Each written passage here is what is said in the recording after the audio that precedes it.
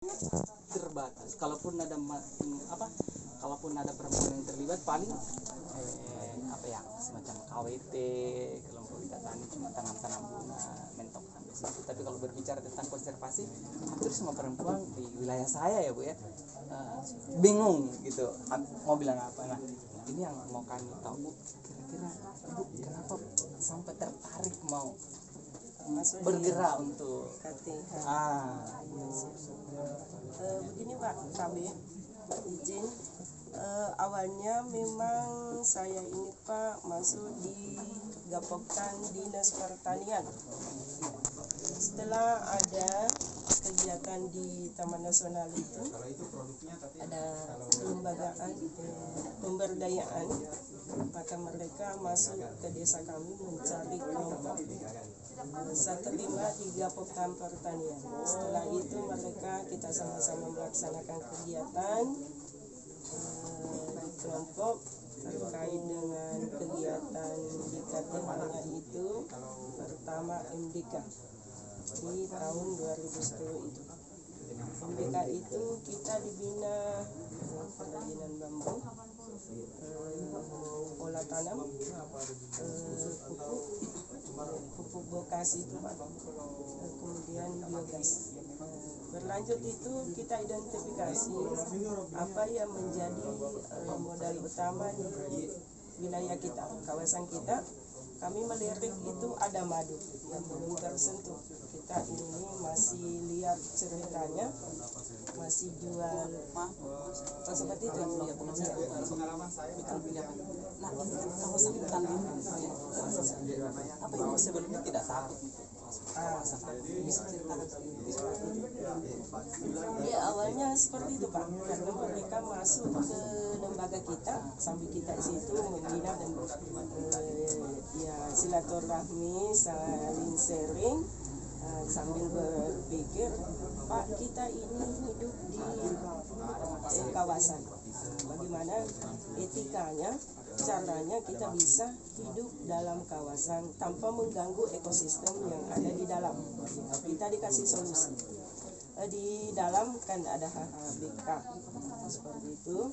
Kemudian ada habitat yang memang tidak bisa kita diizinkan bisa kita ambil madu di dalam dengan pola seperti ini, maksudnya tidak mengganggu yang di dalam. Setelah itu kita berkembang, ada lagi penyadapan pinus. Kita diikutkan lagi di kegiatan itu, penyadapan pinus dengan aturan juga Pak. Jadi selalu diikat aturan. Jadi makanya kita ini bebas, tidak ada rasa ini karena selalu ada aturannya Pak. Aturan itu kan kita siap terima. Kita sepakat antara Taman Nasional dengan kelompok kita siapa seperti itu. Sambil berjalan tetap kita dibina, tetap ada aturan, dan alhamdulillah anggota ini tetap dapat peningkatan ekonomi. Itu ini kan pasti selalu setiap mau melakukan kegiatan pasti ada mau melakukan kegiatan pasti ada. Nah ada tidak aturan yang memberatkan? Maksudnya ada yang mau dikembangkan tapi kita bentuk namanya aturan Pak, pasti kadang berat. Iya pasti. Aturan yang di dalam itu kan sama sekali tidak bisa menebang pohon, tidak sama sekali. Sementara yang kita punya kan ada tanaman-tanaman yang akan kita tanam di dalam kawasan tapi harus dapat sinar matahari. Nah kalau hutan padat kan tidak ada cahaya matahari dalam hutan.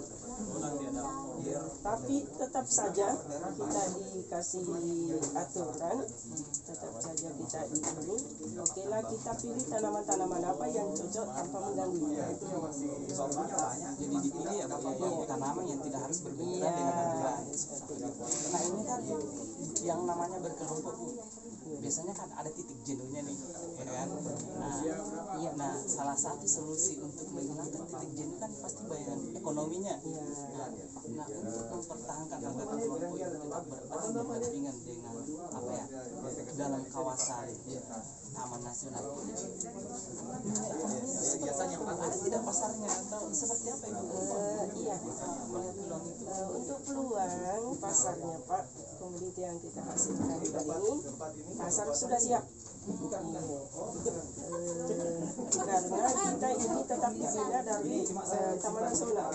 Sambil membina kita, mereka memang yang berusaha carikan pasar. Iya, seperti itu. Jadi tetap terjalin. Jadi segala sesuatunya tetap dikoordinasikan dengan pihak-pihak terkait. Iya, Ibu, silakan teman-teman. Iya, silakan. Ya, terkait dengan nanti saya panggil yang khusus untuk bambu. Mungkin Ibu saya Sekilas untuk mungkin kelompok. ada teman saya, teman kami, kan kita kan beda-beda Siap. beda-beda provinsi Bu, beda-beda pengalaman ketika di lapangan. Nah, mungkin ada teman-teman kami juga mau sedikit minta solusi dari Ibu. Silakan. Ini Bu, terkait pengelolaan kawasannya. Jadi sebelum ini kelompok Patanyamang ini diminta sama teman-teman dari Taman Nasional, kira-kira dari peningkatan masalah ekonomi ada tidak perbedaan?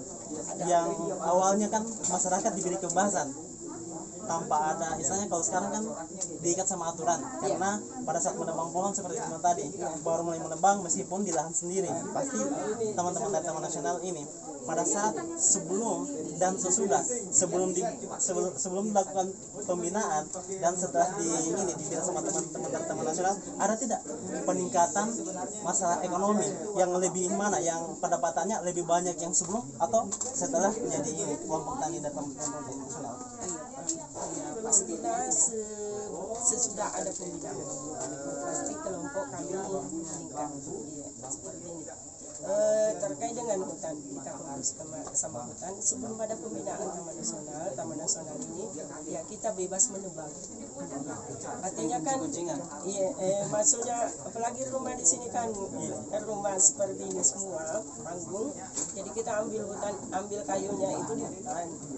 Kita mau beli kayu di luar kan butuh ini, ambil kayu di hutan.